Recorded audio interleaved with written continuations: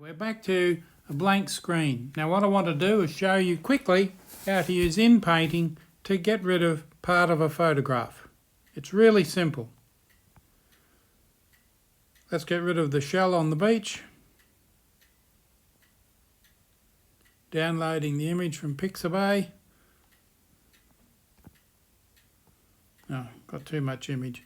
Okay, let's go back.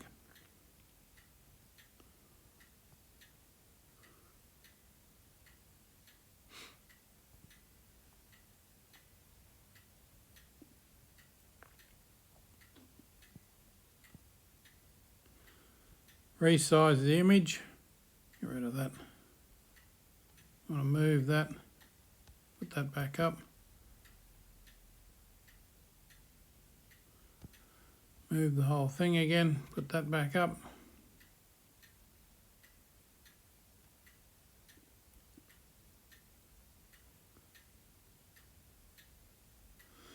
There we go. Now we've got a reasonable image in there now. That's taking far longer than I wanted it to, and it's slightly skew. Very difficult. Okay, let's do that. Now let's get rid of the stones out of there, shall we?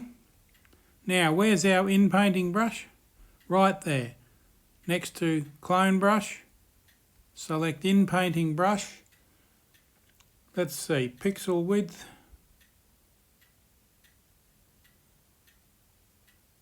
Make it 80.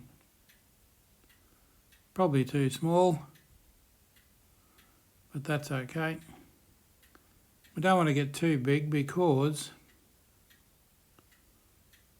don't forget to get rid of the shadow over there. There we go. Take your finger off, Inpainting brush, works away, and it's gone now. So then to get the sand over that spot, use the clone brush to take some sand out and paste it over there. Simple as that. That's all there is to it.